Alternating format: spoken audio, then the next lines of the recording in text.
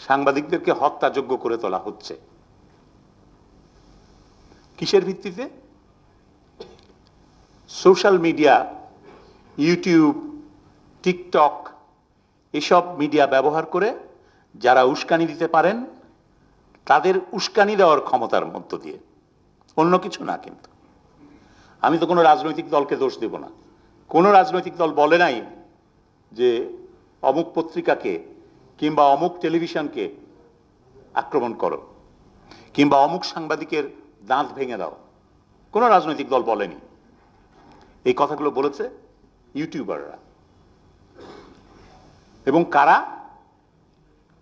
যারা আগে নগ্নতা এবং যৌনতার কারবার করেছেন। লজ্জা থাকলে তাদের বেডরুম থেকে বেরোনোর কথা না, তাদের বৈঠকখানাতেও আসার কথা না, কিন্তু তারা এখন ইসলামের ঝান্ডা উড়িয়ে, দেশপ্রেমের ঝান্ডা উড়িয়ে, ভারত বিরোধিতার ঝান্ডা উড়িয়ে গণতন্ত্রের রক্ষাকর্তা হিসাবে আবির্ভূত হয়েছেন।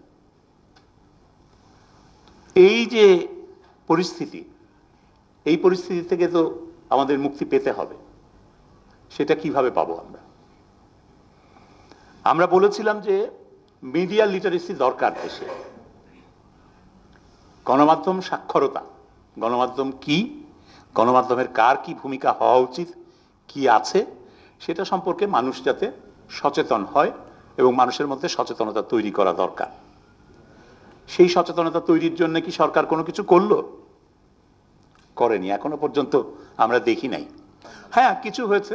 ওই যে পিআইবি থেকে অনেকগুলো ওয়ার্কশপ হয়, কিংবা সরকারি তথ্য মন্ত্রণালয় থেকে হয়তো কিছু ফ্ল্যাট তৈরি হয়েছে, কিন্তু সেটাতে কাজের কাজ কিছু হয়েছে এটা বলা যাচ্ছে না, কারণ কোনো কার্যকরী উদ্যোগ নেওয়া হয়নি।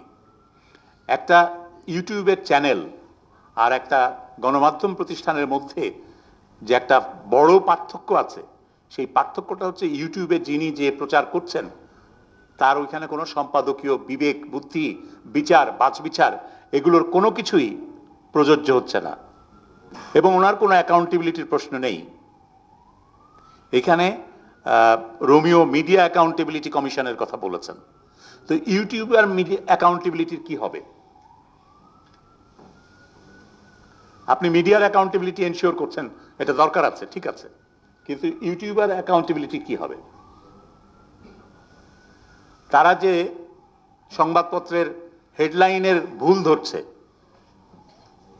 যেটা ভুল না কিন্তু ভুল ধরছে, তারা যে টেলিভিশনকে সাংবাদিকতা শেখাচ্ছে, টেলিভিশনের সাংবাদিকের বার্তা কক্ষের দায়িত্ব পালন করছেন যে অভিজ্ঞ 20-25 বছর ধরে সাংবাদিকতা করে আসা একজন বার্তা সম্পাদক বা প্রধান বার্তা সম্পাদক, তার ভুল ধরছে একজন ইউটিউবার।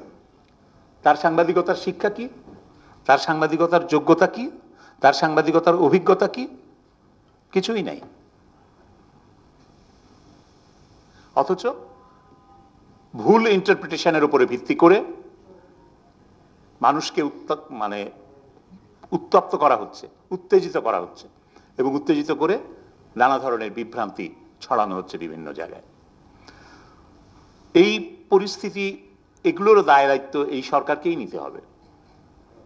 এই যে আমরা মবের ভয়ের কথা বলছি না, যে সরকারের দিক থেকে কোনো নিষেধাজ্ঞা নেই সাংবাদিকতার উপরে, গণমাধ্যমের উপরে, মত প্রকাশের উপরে, কিন্তু নিষেধাজ্ঞা কোত্থেকে আসছে? একটা ভয়ের পরিবেশ সৃষ্টি করা হয়েছে। এই ভয়ের পরিবেশ কারা সৃষ্টি করেছেন? ওই যে মব।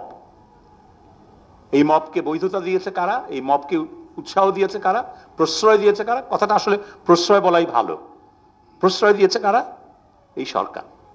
কারণ ওটা নাকি প্রেসার গ্রুপ ছিল, মব ছিল না। এখন সংবাদপত্র অফিসে যখন প্রেসার গ্রুপ যে আগুন দিল, তার পরের দিন তিনি মাটির নিচে মুখ গোছা যায় কিনা সেইটা খুঁজছিলেন। সোশ্যাল মিডিয়ায় অন্তত সেরকমই স্ট্যাটাস দিয়েছেন। এগুলো দুঃখজনক। সরকারের থেকে সরকার যদি দায়িত্ব পালন না করে, তার দায়িত্বটা গ্রহণ না করে, শাসন করার দায়িত্বটা গ্রহণ না করে, তাহলে সেখানে সরকারের সমালোচনা করা ছাড়া আমাদের তো আর কিছু বলার নেই। এবং আমাদেরকে আমাদের নিজেদের পথই খুঁজে নিতে হবে।